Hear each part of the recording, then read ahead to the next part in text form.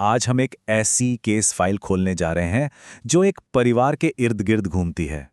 एक ऐसा परिवार जिसे हर रात एक अनदेखे अनजाने डर का सामना करना पड़ता था। ये कहानी है अंधेरे में छिपे एक राज की और उस राज से बचने के लिए लड़ी गई एक खौफनाक जंग की। कहानी की शुरुआत होती है मां रोशनी के इन डरावने शब्दों से।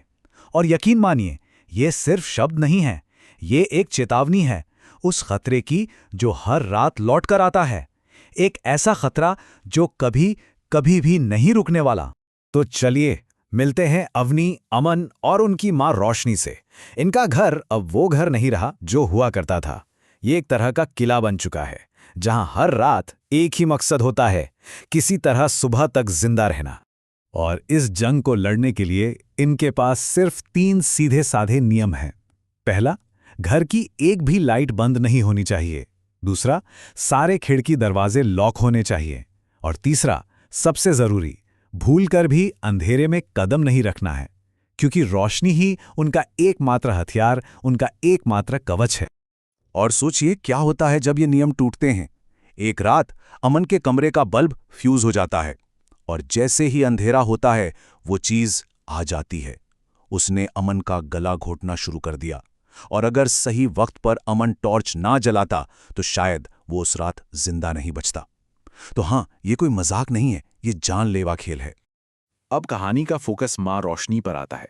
उनका अजीब सा व्यवहार, उनका कुछ छिपाना, ये सब इस तरफ इशारा करता है कि वो इस प्राणी के बारे में शायद बहुत कुछ जानती हैं। एक ऐसा राज जो उन्होंने अपने ही बच्चों से छिपा कर रखा है। और आखिरकार अवनी हिम्मत करके अपनी मां से वो सवाल पूछ ही लेती है जो हम सबके दिमाग में घूम रहा है। आप उससे कैसे जानती हैं? और ये वो सवाल है जो इस पूरे रहस्य से पर्दा उठाने वाला है। तो राज ये था कि सालों पहले रोशनी को एक अजीब बीमारी थी जिसमें उनकी स्किन लाइट बर्दाश्त नहीं कर पाती थी। इलाज के लिए उन्हें 1.5 साल एक खास सेफ हाउस में, मतलब पूरी तरह अंधेरे में रहना पड़ा। और वहीं उनकी दोस्ती जेनी नाम की एक लड़की से हुई। प्रॉब्लम तब शुरू हुई जब रोशनी ठीक होकर घर लौट आई, लेकिन जेनी को वहीं अकेला छोड़ आई। तो अब तस्वीर बिल्कुल साफ हो जाती है। घर पर हमला करने वाला वो प्राणी कोई और नहीं बल्कि जेनी है, रोशनी की पुरानी दोस्त। सेफ हाउस से भागने के बाद धूप में आने से उसकी मौत हो गई थी और अब वो एक अलौकिक शक्ति बनकर अपनी दोस्त रोशनी के पास लौट आई है। लेकिन कहानी में एक और बहुत बड़ा ट्विस्ट आता है। अवनी जब उस सेफ हाउस की छानबीन करती है तो उसे पता चलता है कि जेनी को पास के ही कब्रिस्तान में दफनाया गया था। पर जब अवनी कब्र खोदकर देखती है तो ताबूत खाली मिलता है।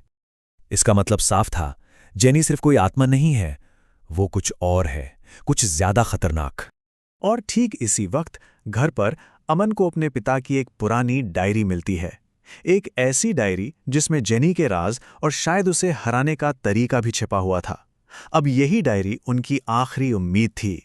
और उस डायरी से कुछ बहुत ही चौंकाने वाली बातें सामने आती हैं। पहली, जेनी एक वैम्पायर की तरह है। दूसरी, वो बाहर से नहीं आती, वो हमेशा घर के अंदर ही रहती है। तीसरी, वो सिर्फ रात में ही हमला कर सकती है, दिन में वो किसी अंधेरी जगह छिप जाती है। और सबसे खतरनाक बात, वो हर रोज अपनी छुपने की जगह बदलती है। तो चलिए जेनी के प्रोफाइल को थोड़ा और अच्छे से समझते हैं। देखिए, वैम्पायर्स की तरह वो रात में एक्टिव होती है और रोशनी से कमजोर है। लेकिन जो चीज उसे अलग और ज्यादा खतरनाक बनाती है वो ये है कि वो घर के अंदर ही रहती है, अपना ठिकाना रोज बदलती है और अपने पीछे ऐसे निशान छोड़ती है जो सिर्फ यूवी लाइट में ही दिख सकते हैं। और यही था उस डायरी का सबसे बड़ा सुराग। पिता ने साफ साफ लिखा था कि जेनी के पैरों के निशान नॉर्मल लाइट में नहीं दिखेंगे, लेकिन यूवी लाइट के नीचे सब कुछ साफ नजर आएगा। यही था उस अदृश्य दुश्मन को ढूंढ निकालने का तरीका। अब अवनी और अमन के पास वो जानकारी थी जिसकी उन्हें सख्त जरूरत थी। अब तक वो छिप रहे थे, अपना बचाव कर रहे थे, लेकिन अब नहीं। अब बारी थी पलटवार करने की। अब वो शिकारी का ही शिकार करने वाले थे। और उनका प्लान बिल्कुल सीधा था। जेनी रात में ताकतवर है तो वो उस पे हमला दिन में करेंगे, जब वो अपनी सबसे कमजोर हालत में होती है, जब वो सो रही होती है। तो ये था उनका 4 स्टेप प्लान। स्टेप 1, दिन में ही घर में अंधेरा करना ताकि जेनी को लगे कि रात हो गई है। स्टेप 2, यूवी टॉर्च से उसके चमकते हुए पैरों के निशानों को ढूंढना। स्टेप 3, सबसे नए और गहरे निशानों का पीछा करके उसके छिपने की जगह तक पहुंचना। और स्टेप 4, उसे सूरज की रोशनी में लाकर हमेशा के लिए खत्म कर देना। अब घर में तो हर जगह निशान ही निशान थे, वो कंफ्यूज हो गए।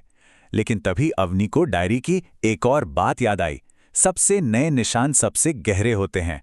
बस यही वो सुराग था जो उन्हें जेनी तक ले जाने वाला था। वो निशानों का पीछा करते करते सीढ़ियों तक पहुंचे और सबसे गहरे निशान जाकर खत्म हुए सीढ़ियों के नीचे बने एक छोटे से मामूली से दिखने वाले स्टोरेज स्पेस के दरवाजे पर। एक ऐसी जगह जो अब एक मॉन्स्टर का ठिकाना बन चुकी थी। अब सवाल ये था कि उसे खत्म कैसे किया जाए। उन्हें एक बड़ी रोशनी की जरूरत थी और तभी अवनी को एहसास हुआ कि दुनिया की सबसे बड़ी और सबसे शक्तिशाली लाइट कोई बल्ब या टॉर्च नहीं, बल्कि सूरज है, प्रकृति का सबसे ताकतवर हथियार। उन्होंने उस स्टोरेज का दरवाजा तोड़ा, अंदर रखे बक्से को खींचकर खिड़की के सामने ले आए और जैसे ही सूरज की पहली तेज किरण जेनी पर पड़ी, एक भयानक चीख पूरे घर में गूंज उठी और बस कुछ ही सेकंड्स में वो जलकर राख हो गई। परिवार अब आजाद था, सुरक्षित था, लेकिन इस जीत में भी एक गहरा दुख छिपा हुआ था।